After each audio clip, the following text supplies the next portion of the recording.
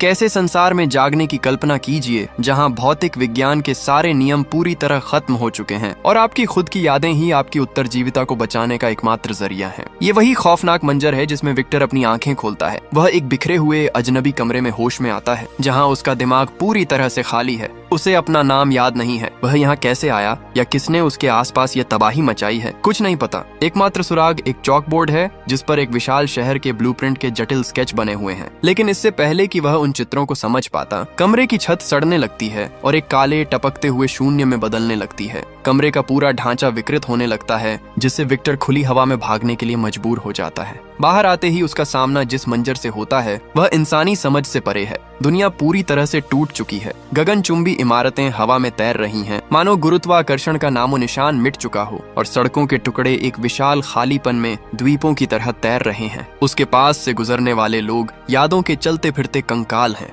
किसी का सिर गायब है, किसी के हाथ नहीं है, फिर भी वे जैविक मशीनों की तरह आगे बढ़ रहे हैं। इससे पहले कि विक्टर इस ज्यामितीय पागलपन को समझ पाता, हवा भारी हो जाती है। परछाइयों से निकलकर उड़ती हुई काली राख और शुद्ध नफरत से बना एक विशाल भयानक जीव सामने आता है। यह एक रीपर है, एक ऐसा बेरहम राक्षस जो इस दुनिया में सांस लेने वाली हर चीज का शिकार करता है। वह विक्टर पर झपट्टा मारता है और उसके नुकीले पंजे विक्टर को चीरने ही वाले होते हैं।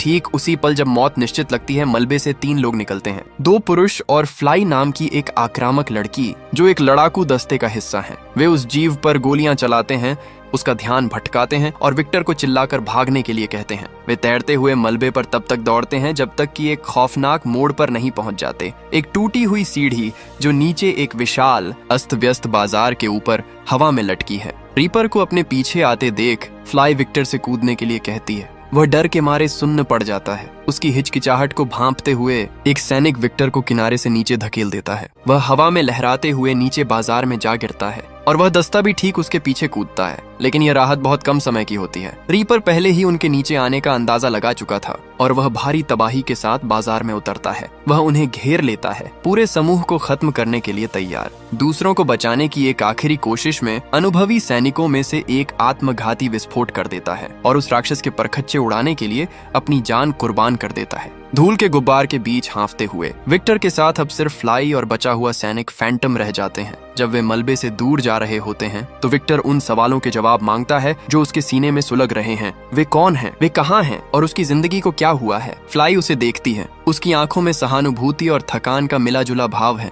वह असली सच्चाई से पर्दा उठाती है। वे पृथ्वी पर नहीं हैं और न ही वे मरे हैं। वे कोमा के अंदर हैं, सामूहिक अचेतन दुनिया जहां हर वह व्यक्ति जो मेडिकल कोमा में चला जाता है इसी एक साझी जगह पर आकर मिलता है। फ्लाई की बातें सुनकर विक्टर का दिमाग चकरा जाता है। वह बताता है कि यह पूरा संसार उन लोगों की यादों और अधूरी कल्पनाओं से बना है जो असल दुनिया में मौत और जिंदगी के बीच झूल रहे हैं। यहाँ भूख लगती है, ठंड भी लगती है, लेकिन वे सब सिर्फ अतीत की यादों के हिस्से हैं। फ्लाई विक्टर को हवा में तैरती हुई अपनी अजीबोगरीब बस्ती दिखाती है जहाँ वे एक पुरानी बस के जरिए पहुँचते हैं। वह बताती है कि कोमा की इस दुनिया का समय असल दुनिया से 100 गुना तेज भागता है। यानी असल दुनिया का एक दिन यहाँ कई महीने बनकर बीतता है। कई लोग यहाँ सालों से फंसे हुए हैं। यहाँ रहने वाले इस लड़ाकू दस्ते का एक ही मकसद है, रीपर्स से बचना और एक ऐसे सुरक्षित द्वीप की तलाश करना जहाँ ये काले दानव पहुँच न सके। इस दस्ते का नेतृत्व यान नाम का एक रहस्यमयी शख्स करता है जो सबसे पहले इस कोमा की दुनिया में आया था और एक बार यहाँ से होश में आकर वापस भी लौट चुका था। यान को विक्टर में कुछ खास नजर आता है, इसीलिए वह उसे सीधे अपने मुख्य दस्ते में शामिल कर लेता है।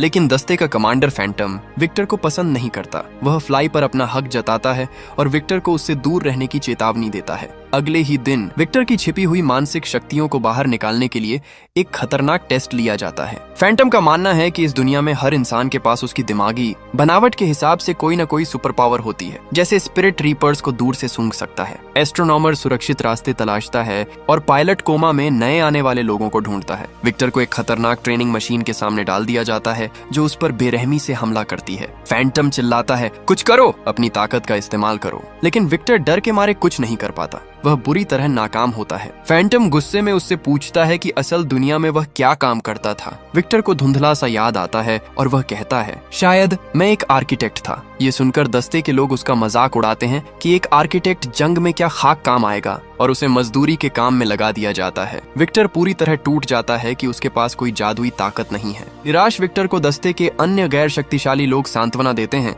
कि बिना शक्तियों के वह यहाँ ज्यादा सुरक्षित रहेगा, क्योंकि उसे खतरनाक मिशनों पर बाहर नहीं जाना पड़ेगा। लेकिन विक्टर इस लाचारी की जिंदगी को स्वीकार नहीं कर पाता। वह खुद को साबित करने के लिए बेचैन है। इसी बीच दस्ते को अपने बंकर को सुरक्षित रखने और रीपर्स को रोकने के लिए भारी मात्रा में विस्फोटकों की जरूरत पड़ती है। कमांडर फैंटम एक डूबी हुई पनडुब्बी से डायनामाइट लाने के लिए एक बेहद खतरनाक मिशन तैयार करता है। यान के आदेश पर विक्टर को भी इस मिशन में शामिल कर लिया जाता है, भले ही फैंटम इसके सख्त खिलाफ था। दस्ता मलबे और तैरती हुई फैक्ट्रियों से बने एक औद्योगिक इलाके में पहुंचता है जो कई लोगों की मिली जुली यादों से बना है। वहाँ हथियारों से लैस यादों के भूतिया गार्ड पहरा दे रहे थे। फैंटम की लापरवाही और जल्दबाजी के कारण वहाँ भयंकर गोलीबारी शुरू हो जाती है, जिसकी आवाज सुनकर खौफनाक रीपर्स उस इलाके की तरफ खींचे चले आते हैं। पूरा दस्ता पनडुब्बी के पास फंस जाता है और चारों तरफ से मौत से घिर जाता है। विस्फोटकों को ऊपर खींचते समय क्रेन का तार टूट जाता है और केबल नाम का सैनिक भारी मलबे के नीचे दबने वाला होता है। फैंटम डरकर सबको पीछे हटने और केबल को वहीं मरने के लिए छोड़ने का आदेश देता है,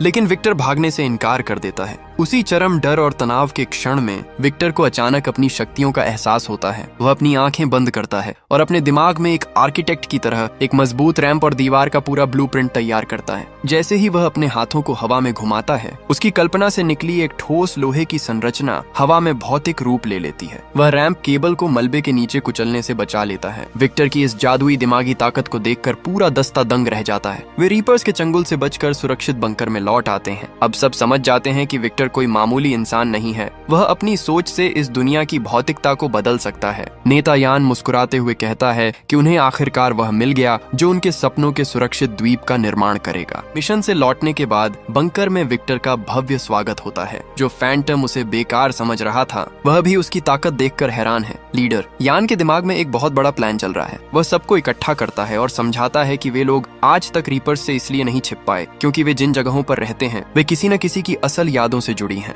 रीपर्स उन यादों के सहारे उन्हें ढूंढ लेते हैं। लेकिन अगर विक्टर अपनी कल्पना से एक ऐसा द्वीप तैयार करे जिसका असल दुनिया की किसी याद से कोई लेना देना न हो, तो रीपर्स वहां कभी नहीं पहुंच पाएंगे। विक्टर अपनी इस नई ताकत को पूरी तरह समझ नहीं पा रहा है। रात के सन्नाटे में वह अकेले बैठकर हवा में कुछ बनाने की कोशिश करता है, लेकिन कुछ नहीं बनता। तभी फ्लाई वहां आती है। विक्टर उससे कहता है कि दिन में जो कुछ हुआ वह बस एक तुक्का था, लेकिन फ्लाई उसे याद दिलाती है कि जब उसने उस पुल का निर्माण किया था तो उसके हाथों के सामने एक चमकीला ब्लूप्रिंट दिखाई दिया था। विक्टर को अपनी गलती का एहसास होता है। उसे सिर्फ किसी एक हिस्से को नहीं बल्कि पूरी इमारत के नक्शे को अपने दिमाग में एक साथ सोचना होगा। इसके बाद फ्लाई विक्टर को अपने कमरे में ले जाती है जहाँ उसकी बहुत सारी यादें तस्वीरों के रूप में सजी हुई हैं। फ्लाई बताती है कि उसे असल दुनिया के बारे में कुछ भी याद नहीं है, बस एक खालीपन का एहसास है। उसे धुंधला सा याद है कि वह किसी गाड़ी में थी और उसका एक्सीडेंट हुआ था। वह विक्टर से कहती है कि कोमा की इस दुनिया में वे अतीत के बोझ के बिना एक नई शुरुआत कर सकते हैं और वह बन सकते हैं जो वे हमेशा से बनना चाहते थे।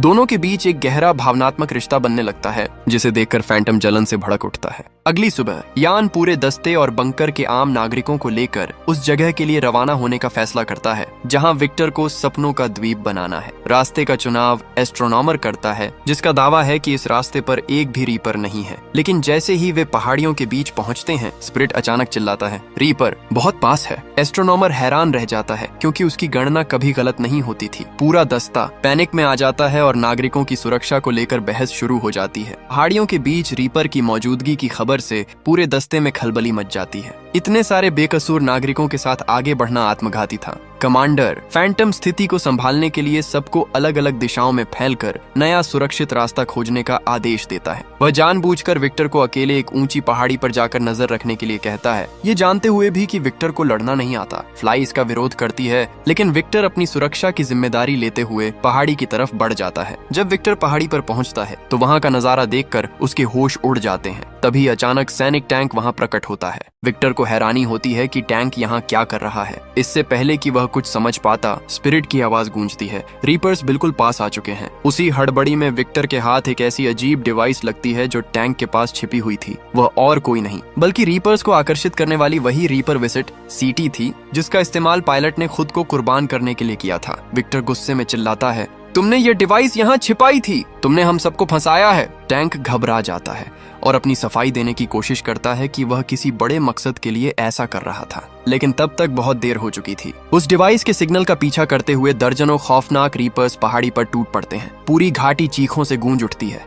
अफरा तफरी के इस माहौल में टैंक मारा जाता है। इस दुनिया का नियम था कि जो भी यहाँ मरता है उसका दिमाग सड़ने लगता है और वह खुद एक रीपर में बदल जाता है। एस्ट्रोनॉमर और फ्लाई चिल्लाते हुए नागरिकों को वापस भागने के लिए कहते हैं। रीपर्स उनके बेहद करीब पहुंच चुके थे। केबल और बाकी सैनिक अपनी जान दांव पर लगाकर नागरिकों को पुरानी बस की तरफ ले जाते हैं। चारों तरफ काली राख का तूफान उठ खड़ा होता है। इस भयानक तबाही के बीच विक्टर का सिर दर्द से फटने लगता है और वह बेहोश होकर गिरने लगता है। लेकिन बेहोश होते ही उसके दिमाग में कोमा की यादें धुंधली होने लगती हैं और उसे असल दुनिया की सच्ची खौफनाक यादों के फ्लैशबैक आने शुरू हो जाते हैं। जैसे ही विक्टर कोमा की दुनिया में बेहोश होता है, उसकी चेतना सीधे असल दुनिया के एक आलीशान लेकिन रहस्यमयी अस्पताल के कमरे में जागती है। उसकी आंखों के सामने अतीत की वो कड़वी यादें तैरने लगती हैं जिन्हें वह पूरी तरह भूल चुका था। वह याद करता है कि असल दुनिया में वह एक प्रतिभावान लेकिन नाकाम आर्किटेक्ट था, जिसके अनोखे डिजाइनों को समाज ने पूरी तरह ठुकरा दिया था।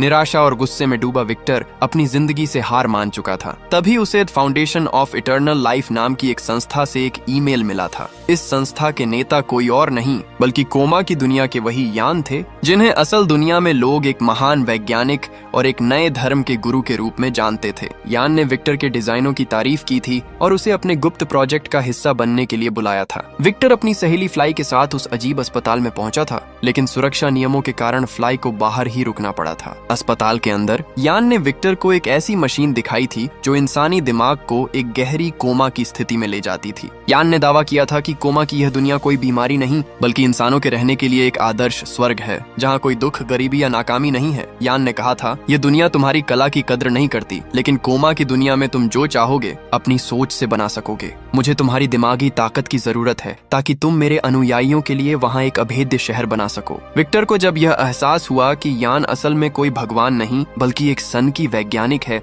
जो लोगों को धोखे से कोमा में डालकर अपनी एक काल्पनिक दुनिया बसाना चाहता है, तो उसने इस पागलपन का हिस्सा बनने से साफ इनकार कर दिया। उसने गन निकालकर यान को धमकाया और वहां से बाहर की तरफ भागा। बाहर फ्लाई कार में उसका इंतजार कर रही थी। विक्टर तेजी से कार में बैठा और फ्लाई ने कार की रफ्तार बढ़ा दी, लेकिन यान के गार्ड्स उनके पीछे लग गए। इसी आपाधापी में उनकी कार एक तेज रफ्तार ट्रक से टकरा गई। ये वही कार एक्सीडेंट था जिसके सपने विक्टर को कोमा की दुनिया में आते थे। इस एक्सीडेंट के बाद यान ने उन दोनों के गंभीर रूप से घायल शरीर को अपने बेसमेंट में छिपा दिया और उन्हें हमेशा के लिए कोमा के इंजेक्शन दे दिए। अतीत की यादों का यह भयानक सच जानते ही विक्टर की आंखें कोमा की दुनिया में दोबारा खुलती हैं। इस बार उसके साथ असल दुनिया की यादों का पूरा बोझ था। वह देखता है कि यान ने पूरी बस्ती को उसी भव्य पहाड़ी पर इकट्ठा कर रखा है जिसे वह महान कहता था। विक्टर लड़खड़ाते हुए यान के सामने पहुंचता है और गुस्से में चिल्लाता है, तुम सब एक धोखे में जी रहे हो, कोई द्वीप नहीं बनने वाला। हम सब असल दुनिया में एक पागल साइंटिस्ट के बेसमेंट में लेटे हुए हैं। ये सब सिर्फ एक सपना है। विक्टर की यह बात सुनकर पूरे दस्ते के पैरों तले जमीन खिसक जाती है। फ्लाई और एस्ट्रोनॉमर हैरान रह जाते हैं, लेकिन यान के चेहरे पर शिकन तक नहीं आती। वह ठंडी मुस्कान के साथ आगे बढ़ता है और कहता है, हाँ ये सच है,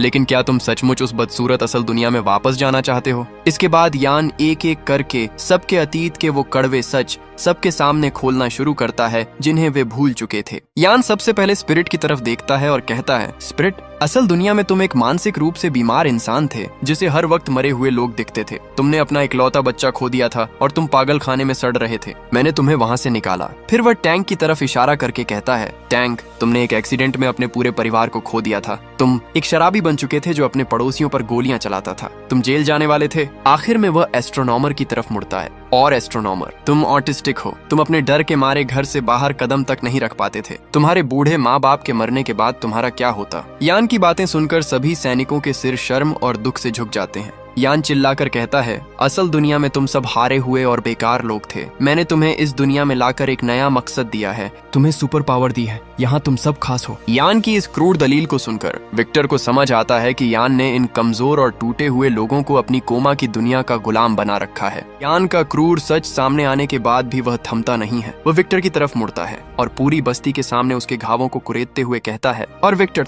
तुम एक ऐसे आर्किटेक्ट हो जिसके आलीशान आइडियाज वक्त से बहुत आगे थे। असल दुनिया में तुम्हें किसी ने नहीं पूछा। तुम्हारी इस नाकामी से तंग आकर तुम्हारी सबसे करीबी दोस्त फ्लाई भी तुम्हें छोड़कर जा रही थी। तुम तो खुदकुशी करने वाले थे। यान विक्टर के दिमाग में वो यादें ताजा कर देता है जब एक्सीडेंट से ठीक पहले फ्लाई कार में उससे कह रही थी कि यान की संस्था उसे धोखा दे रही है और वे अब साथ नहीं रह सकते। यान अपनी बात खत्म करते हुए कहता है, इस कोमा की दुनिया में तुम एक महान आर्किटेक्ट हो। तुमने मेरे लिए यह खूबसूरत अभेद्य शहर द्वीप बना दिया है। अब तुम रियलिटी में वापस जाकर क्या करोगे? वहाँ तुम कुछ भी नहीं हो। लेकिन विक्टर अब उसके झांसे में आने वाला नहीं था। वह चिल्लाता है, तुमने हमें अपनी मर्जी से जीने का हक नहीं दिया यान। तुमने हमें यहाँ कैद किया है। हमें आजाद करो। तुमने वादा किया था कि शहर बनते ही तुम हमें जाने दोगे। तभी यान के चेहरे पर एक शैतानी मुस्कान आ जाती है। वह कहता है, हाँ मैंने वादा किया था, लेकिन स्वर्ग में उन लोगों के लिए कोई जगह नहीं होती जो इसके निर्माण का काला राज जान जाते हैं। अगर तुम लोग वापस गए तो मेरे पूरे साम्राज्य का पर्दाफाश कर दोगे, इसलिए मैं तुम सबको अब वापस जाने नहीं दे सकता। इसके बाद यान जो खुलासा करता है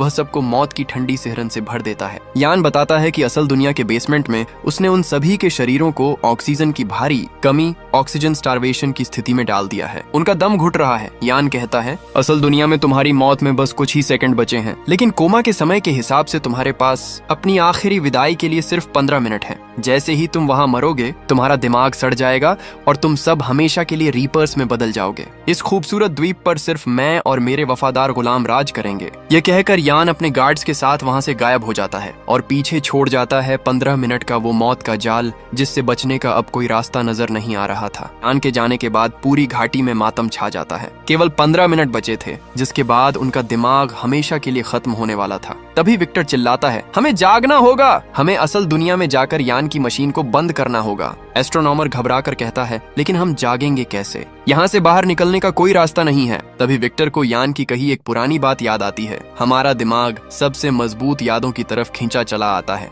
विक्टर कहता है, याद करो यान कैसे कोमा से बाहर निकला था। वह सपनों के जरिए बाहर गया था। कोमा की इस दुनिया में हम जहाँ लेटे हुए हैं, हमारा दिमाग उसी अस्पताल का सपना देख रहा है। अगर हम इस भूल भुलैया में उस असली अस्पताल को ढूंढ लें तो हम जाग सकते हैं। एस्ट्रोनॉमर चेतावनी देता है कि सपनों की दुनिया बेहद खतरनाक है। वहाँ एक बार भटके तो कभी वापस नहीं आ पाओगे। लेकिन उनके पास खोने के लिए कुछ नहीं था। फ्लाई, विक्टर, स्पिरिट और एस्ट्रोनॉमर एक साथ उस छिपे हुए रास्ते की तलाश में निकल पड़ते हैं। वे एक ऐसी विकृत जगह पर पहुंचते हैं जहां भौतिक दुनिया का कोई नियम काम नहीं कर रहा था। चारों तरफ कमरे, सीढ़ियां और दरवाजे हवा में उल्टे सीधे तैर रहे थे। एस्ट्रोनॉमर अपने नक्शे के हिसाब से दरवाजा ढूंढने की कोशिश करता है, लेकिन कुछ नहीं मिलता। वह रोने लगता है, यह वो जगह नहीं है, सब कुछ बदल चुका है। तभी विक्टर उसे समझाता है, नक्शे को मत देखो, ये दिमाग की दुनिया है। यहाँ चीजें यादों के जुड़ाव, एसोसिएशन से चलती हैं। किसी ऐसी छोटी सी चीज को याद करो जो उस असली अस्पताल के कमरे में थी। विक्टर अपनी आंखें बंद करता है और उस कमरे को याद करने की कोशिश करता है जहाँ यान ने उसे कैद किया था। अचानक उसे याद आता है उस कमरे की दीवार पर एक खास मंदिर की पेंटिंग टंगी हुई थी। जैसे ही वह इस बारीक डिटेल पर ध्यान केंद्रित करता है, हवा में तैरता हुआ एक ढांचा हिलने लगता है और उनके ठीक सामने वही पेंटिंग वाला दरवाजा प्रकट हो जाता है। वे सही रास्ते पर थे, लेकिन समय रेत की तरह हाथ से फिसलता जा रहा था। पेंटिंग वाले दरवाजे के पार कदम रखते ही वे यान के उस खौफनाक अस्पताल के सपनों के जाल में प्रवेश कर जाते हैं। लेकिन वहां पहुंचते ही समय खत्म होने लगता है। सबसे पहले स्पिरिट का शरीर धीरे धीरे काली राख और धूल में बदलने लगता है। वह मुस्कुराते हुए कहता है, मैं आजाद हो रहा हूँ, और हवा में विलीन हो जाता है। अब सिर्फ विक्टर, फ्लाई और एस्ट्रोनॉमर बचे थे। वे तेजी से अस्पताल के गलियारों में भागते हैं, लेकिन तभी उनके सामने खुद यान रास्ता रोककर खड़े हो जाते हैं। यान चिल्लाता है, तुम लोग इस भ्रम से कभी बाहर नहीं जा सकते। फैंटम अपनी सुपर पावर से हवा में लोहे की बड़ी दीवारें खड़ी कर देता है ताकि वे उस कमरे तक न पहुंच सकें जहां उनके असली शरीर वेंटिलेटर पर थे। इसी बीच एक विशाल रीपर अंदर घुस आता है, लेकिन यह रीपर यान पर हमला करता है। गौर से देखने पर विक्टर को एहसास होता है कि यह रीपर कोई और नहीं बल्कि फिल्म के शुरुआत में मारा गया उनका वही पायलट दोस्त था जो रीपर बनने के बाद भी यान से बदला लेने आया था। वह रीपर यान को अपने शिकंजे में जकड़ लेता है। इसी अफरा तफरी का फायदा उठाकर विक्टर और फ्लाई आगे बढ़ते हैं। अब सिर्फ विक्टर और फ्लाई उस कमरे के दरवाजे तक पहुंचते हैं।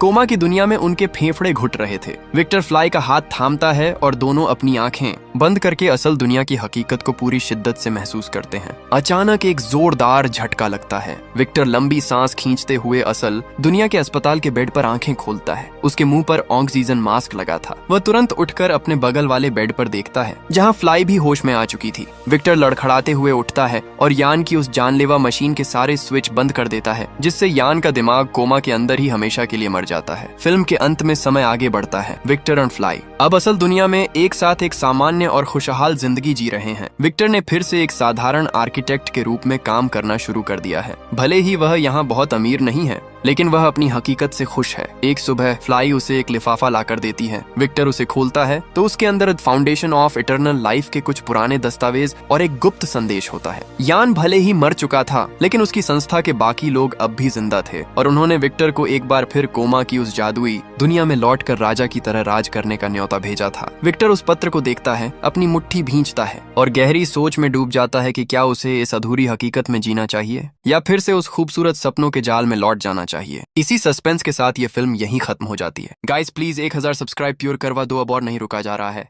मिलते हैं एक और धमाकेदार वीडियो के साथ, तब तक अपना ख्याल रखिए। धन्यवाद।